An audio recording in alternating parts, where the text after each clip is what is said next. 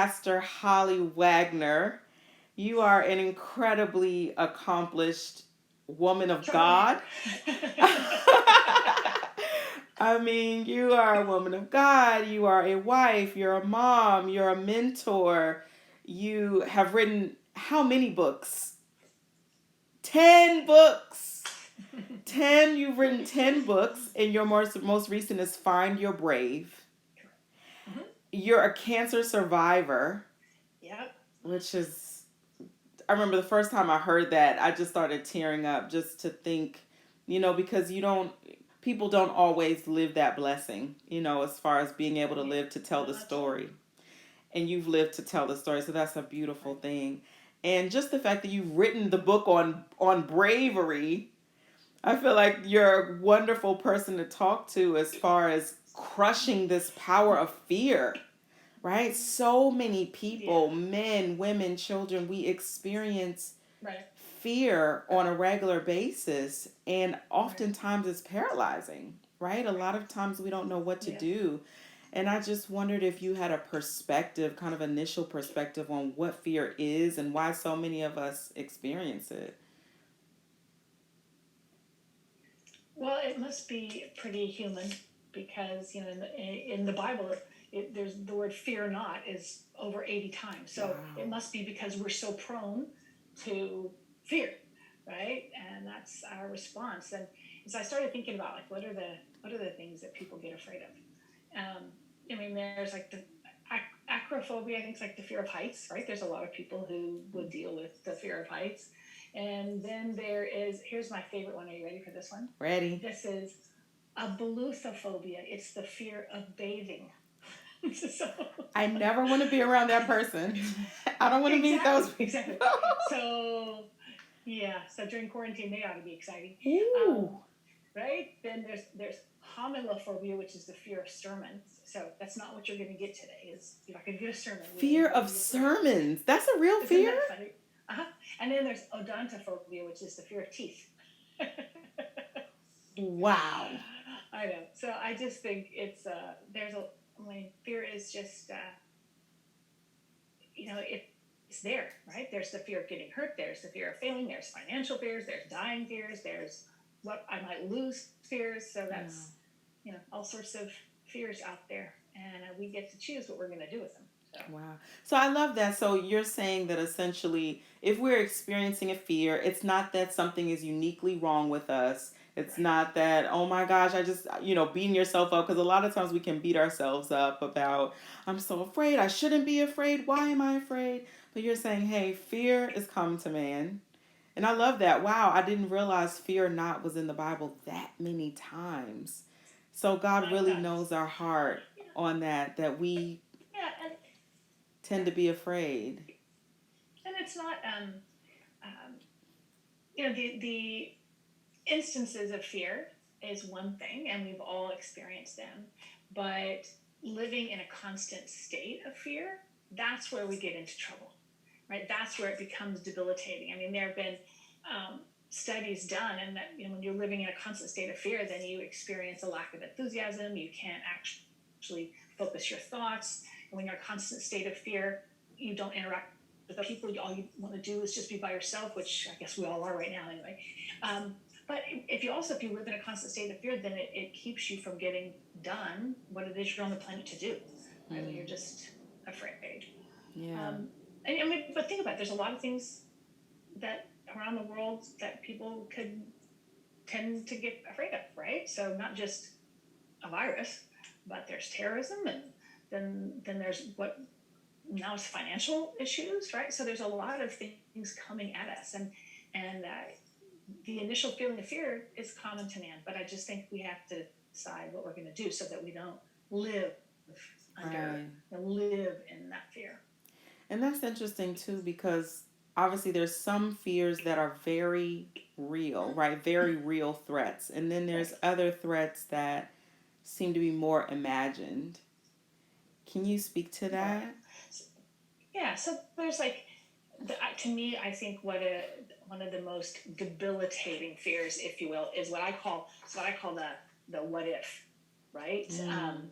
So for me, right after I was diagnosed with cancer, that's been 15 years ago that I navigated that journey. And so, after you have all the surgeries and the treatments, and then, then you're going in to see the doctors on a regular basis for checkups. I still do.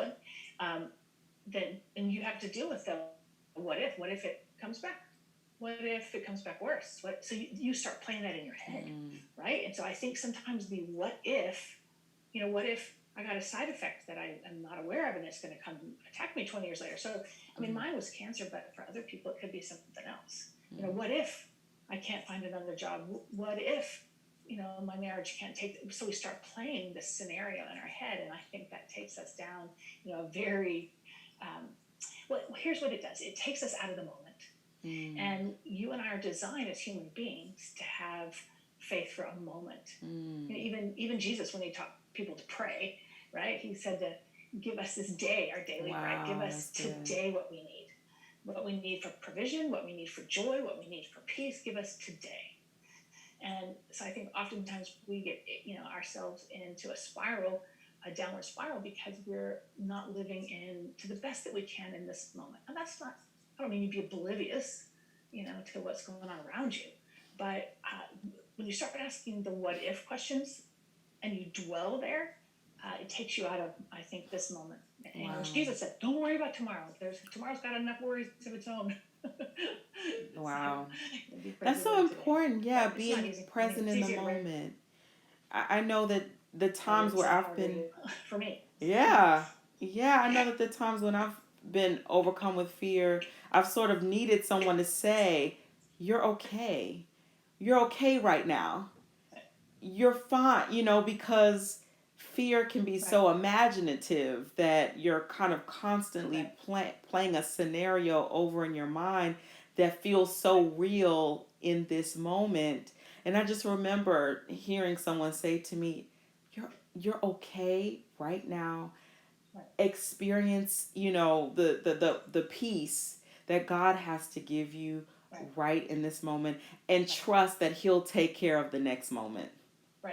Right. And then, but then there's also the types of fears, though, that sabotage us, right? Like the kind where maybe we're called to do something, but we have these internal fears of being rejected, fears of being not good enough, fears of being criticized. What are people going to think? And I think about, to your point, as far as God knowing we can be fearful creatures. I think about a lot of the people that he chose to use in the Bible weren't necessarily filled with courage when he came to them. No. Yeah. Right. I mean, just even think about Moses, right? So, Moses was ultimately, scholars would say he would be one of the greatest leaders, and, leading millions of people. Shoot, I have a hard time leading 10, right? But, millions of people. But he didn't, his first foray into leadership he was afraid, and he would go to God and say, but I can't, I don't have this, I stutter, I don't know what to do, they're not going to believe me. And I've had all those same responses, but get my big butt out of the way. But, and I just think one of the ways that you overcome that is just recognizing who God is, what the truth of who God is, right? And realizing that if he's called you to do something, that people will reject you. Yep. You'll probably fail. Yep. So what are you going to do? Not do it? And it's like, so what's worse? Not loving, because then you'll live this isolated life, or loving and you'll probably be hurt. So it sucks either way. So then what are you going to do? Right? So it's just, it's stepping into and trusting that, you're not alone. Right? I just think even a community of faith, for me, it's a genuine community of faith, not like the ones that just spout off a bunch of slogans, but a genuine faith community that props you up when you need propping up, challenges you when you need challenging, encourage you, say, get your big girl pants on and go, so we need those people. Wow. So how do you think, there's often a difference between how God sees us and how we see ourselves, right? So he sees that you're able and you're capable and you have everything that you need to go forth. But we think about all those obstacles. And I love what you said too, that it's not about whether the obstacle is actually there or not. That, yeah, many times it is there, but doing it anyway, right, despite it being there. So I just wonder, how do you get up the courage to move forward in a place that you have experienced so much fear that's held you back? Well, I think even if we're going back to Moses, like one of the, he was afraid to step into this adventure, right? And God said to him, "What is in your hand?" And what he had was this staff, right, a stick. And so then, that's when he threw it on the ground and became a snake. And then that's the same stick he used to part the Red Sea. And so I just think, God's going to move us where we need to go. We're going to fulfill what he has us fulfill with what's in our hand. And so I think so many times we're looking out there for things, but I would ask anybody, what's in your hand? Was God already put in your hand? Do you have a family? Deal with your family. It's like, what's in your hand to lead, to push through, instead of, thinking about the what ifs out there. Just start with what's in your hand. Yeah. Whatever that is, out of business, then if God's put that there, then that's in your hand. So watch what he'll do with that. And then I think the other thing I would say is manage your thoughts. We can't always control the first thought. It's like a bird flying through. And maybe not even the second one. But 100% we can control what we dwell on. We can control the how much we spend thinking about something. And in the New Testament, it challenges us. It says to think on these things. What is good and true and noble and worthy. And so for me, sometimes when I get, under pressure, whether it's in my marriage, like in your marriage, good Lord, being married is hard. It's hard. It's not. When you're single, you don't realize how hard it is. Oh my gosh. Yeah, everybody that's single just wants to be married.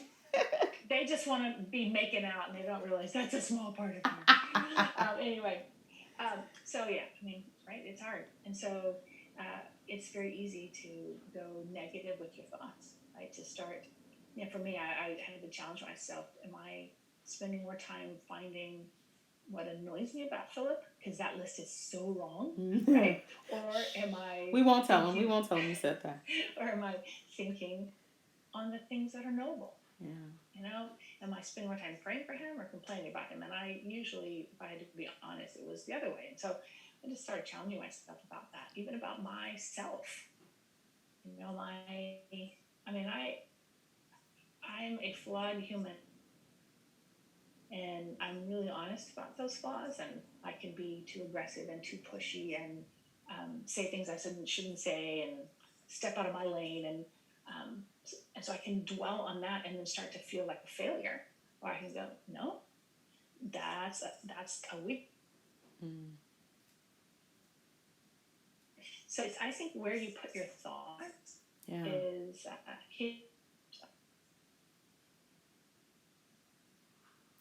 I'm sorry, the connection is breaking a little bit. Did I lose you? Yeah, I think. Well, you're frozen on my screen. Let's see. Am I fine? Oh, now okay. I've got you back now. Can you repeat the last part of what you said? I see you. Do you mind? So, so it's so easy to focus on negative. That's right. So, and I think the could happen or the bad qualities then.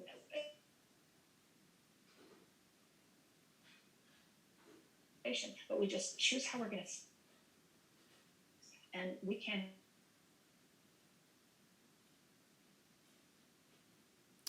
Pastor Holly, I'm so sorry. I don't even. You're frozen. Oh, so now I'm frozen, and you are. I can't even see you at all. But you look really good. Thank you. Let me see. Oh, I don't know what's happening. It seems like it's a poor connection. Oh, really? An ugly face. Thanks. I'm glad to know that.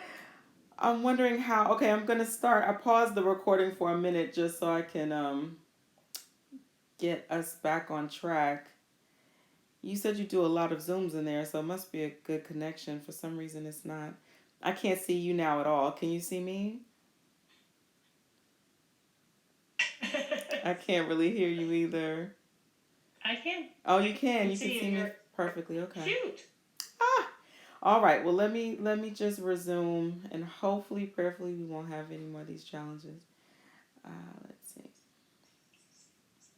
Okay.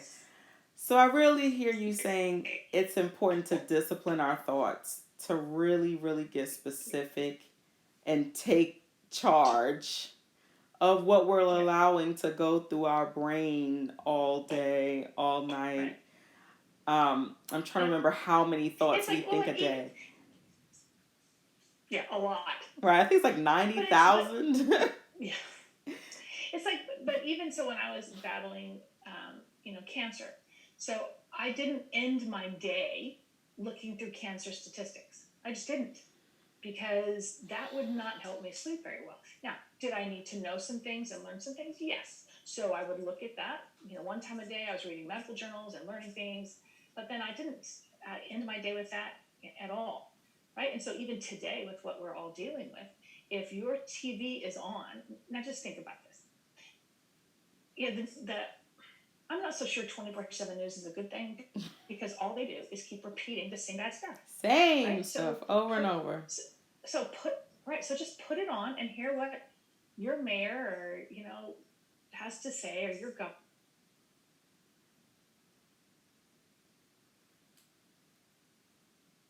What it does is feed your fear, right? So we get it.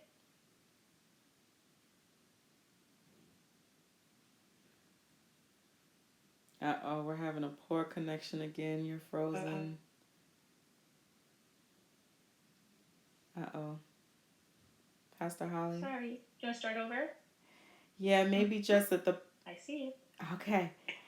Maybe just at the part of you were starting to talk about the news cycle, and then it started breaking up. So maybe we can just start from there. Okay. Yeah. Appreciate that we have access to so much news, but they're going to keep putting the most sensational on there, and I just don't think that's good for us. So, I would encourage people to find one time that you listen to it. Find your mayor, your governor, whatever. Listen to what they're saying about what we're all dealing with, and then you're done. And do something else. Spend time putting good things in you. Otherwise, you're just going to keep feeding your fear. And I think that's what we have the choice. We can feed our fear, or we can feed faith. We can feed confidence. We can feed hope. We get to choose what we feed. There's a verse in the Old Testament, and God says this in Isaiah. He says, "When you pass through the waters, I'll be with you. Wow. When you pass through the rivers, they won't sweep over you. When you walk through the fire, you're not going to be alone." Right? So He's not saying that we're not going to have hard times. He's not saying we won't go through rivers or fires or challenges. He's just saying, "I'll be with you." And so for me, that's the other thing I just hang on to. It's like, I'm not in this by myself. Yeah. So as we are disciplining our thoughts, as we're being mindful of what we're taking into our spirits, right, and who we're listening to, because that's another thing, in addition to the news, obviously during this pandemic, but a lot of times we can get scared by things that other people have told us, thoughts that other people have planted inside of us, Right. that then start to germinate and start to take root and grow, and suddenly now we're taking all that on, right, of what someone else Right. said. So I love what you said about disciplining our thoughts, and then also disciplining what we hear, Yeah. right, and how much we let it take root in us. Yeah.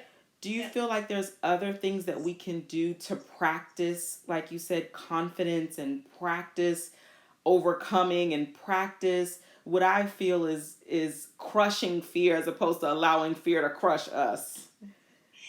It's I think sometimes the fear of failing keeps us from trying new things, and it's yeah, it's like we're afraid to be wrong. And listen, what is it? To err is human, right? It just Yeah. is. So we're all going to be wrong. In fact, one of the books I had to read in school is a book called Being Wrong. And it's just normalizing. We're all going to make mistakes. We're all going to have moments where we are just flat out wrong. And so if you're afraid to try, if you're afraid to risk something, then your life will stay very small, and you weren't put on the planet to lead this very small life. Mm. And I think we just have to be willing to take the chances. Now, not the stupid ones. Perhaps little baby steps first. Like do little ones.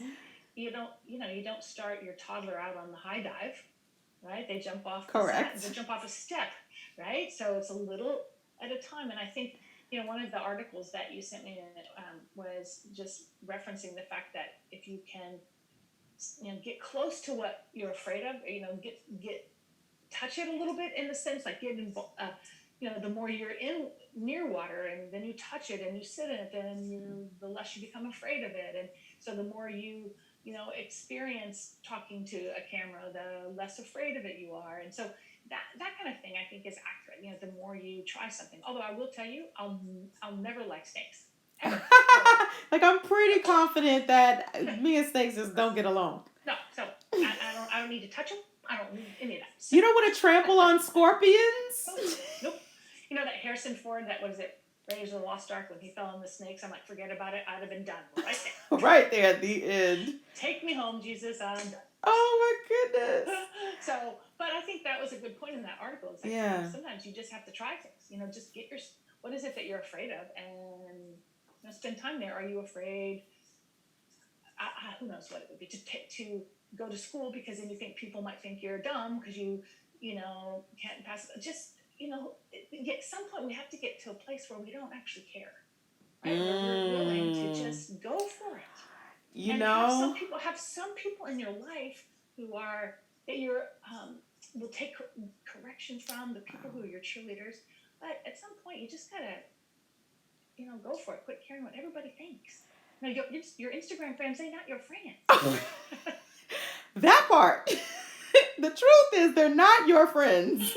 You don't know them. They don't know you. Yeah, and they can say That's anything. so good. Right? So. Well, what the article that she's referencing is an article that I shared with her from Psychology Today about overcoming fear. And essentially it's saying that the more that you confront your fear, as opposed to separate yourself from your fear, constant separation is always just empowering the fear. But the closer that you can get to it, the less power it has over you, until the point where you do it, until you actually do it.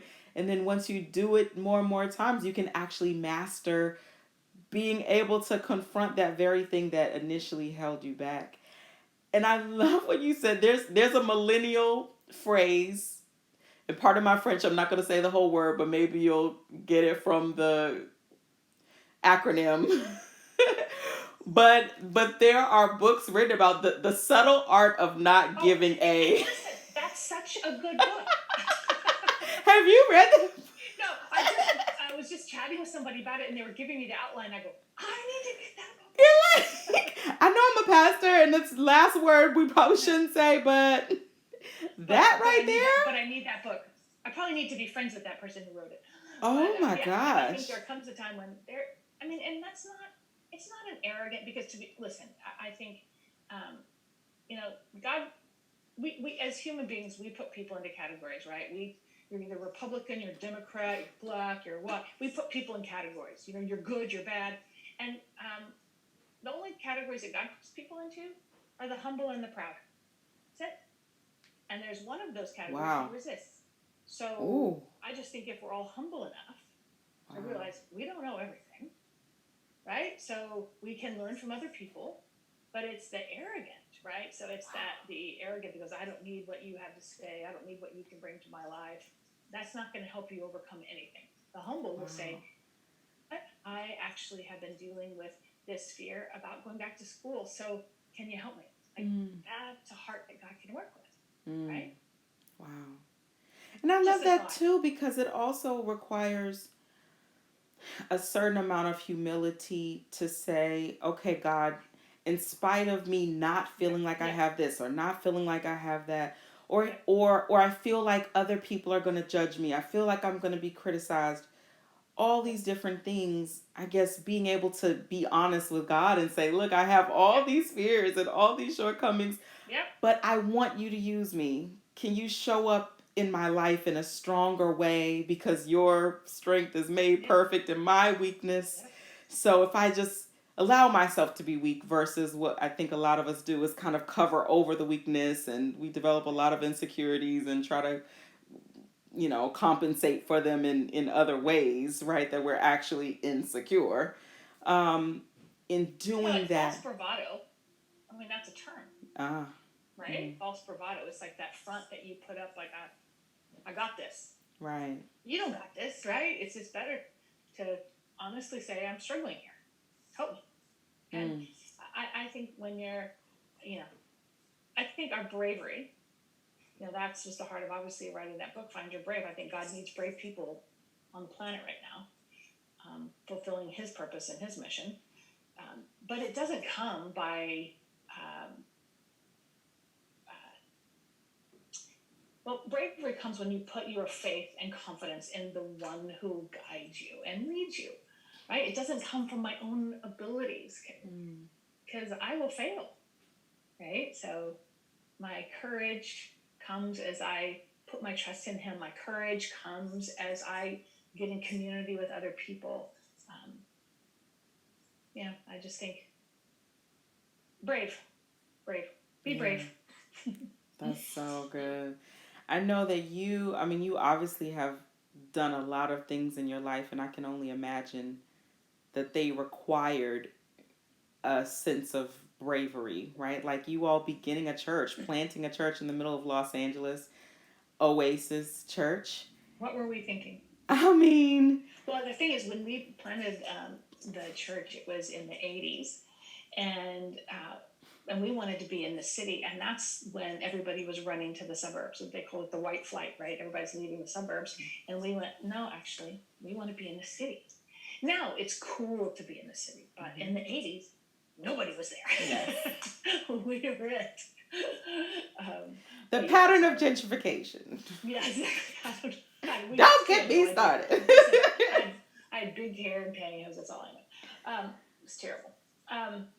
So yeah, that, and then I, hosted this women's conference, and at one point we had it in the Dolby, right where they have the Academy Awards. I decided to put a stake in the ground and create an event where that honors God, right there, and that where women so often in our city are devalued, right, or valued based on appearance or image, and so we would put a conference right there in that building, which at that point had never had worship sung in there.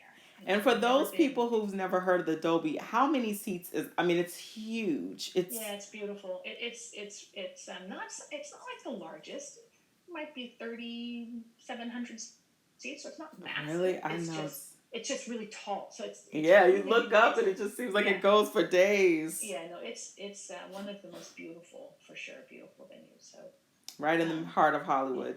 Yeah, and this year, because we can't gather, She Rises online. Online, you all heard it. You heard it here first, everybody. If you want to be a part of this conference, which is an incredible women's conference, have you been doing it 25 years? We've been gathering for that long, but the conference itself is probably about 16 years old. So, wow. And it started as God Chicks. And now it's She Rises. But just think about even just that word, you guys, right? Like She Rises. Doesn't it feel so empowering and so encouraging and being in an atmosphere of women? Where? Okay, so there's in the book of Proverbs, there's in Proverbs 31, it says, she rises while it is yet night. And when I first looked at that verse, I thought, no, she doesn't. She sleeps while it is yet night. What, are you kidding me? You're doing too much all day. Yeah, exactly. But then, part of the story behind that is that it's that when there's darkness and chaos and confusion and heartbreak all around, she rises. And I just think the world is looking for a company of she who rise in the midst of adversity, not angry and jealous and judgmental and critical, but rising to be part of the solution. So that's kind of what it's all about. That's beautiful. Can you let us know the where we can follow you, how we can stay connected to you? Yes, I like friends. Okay, I'm an extrovert.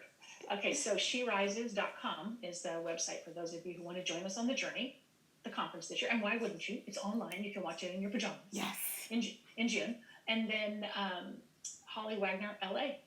You'll find me on Twitter and Instagram. And There you go. Instagram and all that's such and such. Well, thank you so much, Thanks Pastor so Holly, much for for taking having the me. It's time. lovely to see you. I love Thank that you're you. all red. You look all. Ah, I mean, you're so inspiring, so empowering, and encouraging. And definitely, if you all are tuning in, we just really want you to know, don't let any part of fear Yeah. prevent Amen. you from what God has for you.